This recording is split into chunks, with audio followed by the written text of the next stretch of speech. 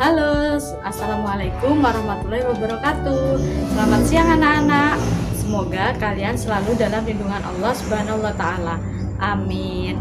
Sebelum kita memulai video pembelajaran kali ini, marilah kita berdoa menurut agama dan keyakinan kita masing-masing. Berdoa, silahkan. Berdoa selesai. Untuk kali ini, saya akan melanjutkan materi dari materi sebelumnya, yakni mengenai KD 3.3 yang berbunyi memahami langkah-langkah penelitian sejarah, yaitu heuristik, kritik atau verifikasi, interpretasi atau eksplanasi, dan penulisan sejarah. Yuk, kita lihat video pembelajarannya. Nah, kali ini kita akan pelajari mengenai metode penelitian sejarah. Pasti muncul di benak kalian mengenai apa sih metode penelitian sejarah itu?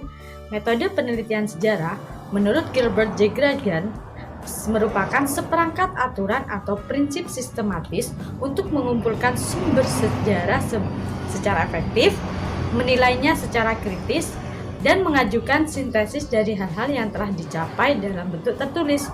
Adapun menurut Louis Gluck yang dalam bukunya yang berjudul Mengerti Sejarah, menurut beliau, metode penelitian sejarah merupakan suatu kegiatan mengumpulkan, menguji, dan menganalisis data yang diperoleh dari peninggalan masa lampau. Kemudian data-data tersebut direkonstruksi sehingga menghasilkan kisah sejarah. Nah, jadi metode penelitian sejarah merupakan cara-cara bagaimana kita melakukan suatu penelitian khususnya pada bidang sejarah. Kali ini kita akan membahas mengenai langkah-langkah dalam penelitian sejarah.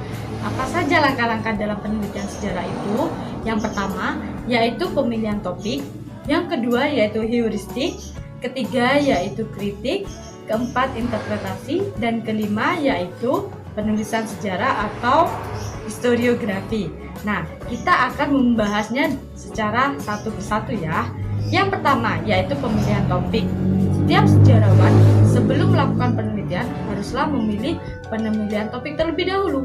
Hal ini dilakukan karena pemilihan topik merupakan diajukan sebagai acuan untuk melakukan penelitian tersebut. Nah, dalam pemilihan topik ini terdapat beberapa persyaratannya. Yang pertama yaitu topik haruslah menarik sebagai penelitian dan juga unik. Yang kedua yaitu sebaiknya topik dipilih berdasarkan dua hal. Yang pertama yaitu emosional, yaitu melakukan pendekatan dengan wawancara. Yang kedua yaitu secara intelektual, di mana sejarawan biasanya melakukan penelitian itu didasarkan pada topik yang mengandung edukasi. Kemudian cara berikutnya yaitu substansi masalah dalam topik haruslah sangatlah penting. Kemudian syarat berikutnya yaitu masalah yang tercakup dalam topik harus memungkinkan untuk diteliti. Hal ini berkaitan dengan sumber sejarah atau ketersediaan sumber sejarah yang ada dalam lingkungan. Kemudian berikutnya yaitu kesatuan. Nah, apa sih yang dimaksud kesatuan di sini? Kesatuan merupakan unsur yang dijadikan bahan penelitian haruslah memiliki satu kesatuan ide. Kemudian berikutnya yaitu orisinil. Topik yang dipilih merupakan sebuah pembuktian baru atas peristiwa sejarah di masa lalu. Jadi haruslah baru dan juga orisinal dan tidak dicampur adukkan. Kemudian persyaratan yang berikutnya merupakan praktis. Praktis di sini, data yang dibutuhkan haruslah sesuai dengan kebutuhan peneliti. Seperti itu. Kemudian tindakan yang mudah dapat menemukan topik sejarah yaitu dengan cara membaca. Jadi kita sebagai sejarawan harusnya sering-sering membaca agar cepat menemukan yang namanya topik penelitian sejarah. Masalah yang dapat ditemui pada mencari topik itu seringlah ditemui. Yang pertama, menurut Kuntowijoyo pada buku yang berjudul Pengantar Ilmu Sejarah. Yang pertama, Kuntowijoyo menyebutkan dengan kesalahan Baconian. Nah, kesalahan Baconian di sini merupakan pendapat bahwa tanpa teori, tanpa konsep, tanpa ide, tanpa paradigma, dan juga tanpa praduga, tanpa hipotesis, atau generasi yang lain, penelitian sejarah dapat dilakukan. Jadi tanpa semuanya itu penelitian sejarah dapat dilakukan, dan itu sangatlah tidak mungkin. Yang kedua, menurut Kunto Wijoyo merupakan kesalahan terlalu banyak pertanyaan. Kemudian yang ketiga yaitu kesalahan pertanyaan yang bersifat dikotomi. Apa sih dikotomi itu? Dikotomi merupakan suatu pandangan sejarah yang hitam atau putih, atau seolah-olah sejarah hanya memiliki dua kemungkinan saja. Padahal sejarawan yang baik akan membuka berbagai kemungkinan yang terjadi secara objektif. Nah, metode penelitian sejarah yang berikutnya yaitu heuristik atau pengumpulan data. Apa sih heuristik itu? Heuristik merupakan suatu tahap dalam penelitian sejarah untuk mencari, menemukan, dan mengumpulkan sumber-sumber sejarah, baik itu sumber benda, sumber lisan, maupun sumber tertulis. Berdasarkan sifatnya, sumber itu ada dua. Yang pertama, sumber primer, di mana sumber primer tersebut dibuat oleh peristiwa tersebut terjadi oleh orang pertama. Jadi orang tersebut merupakan ikut serta dalam suatu peristiwa sejarah atau orang pertama. Yang kedua yaitu sumber sekunder. Nah, sumber sekunder di sini merupakan sumber di mana menggunakan sumber primer sebagai sumber utamanya. Jadi sumber primer di sini merupakan sumber pendukung.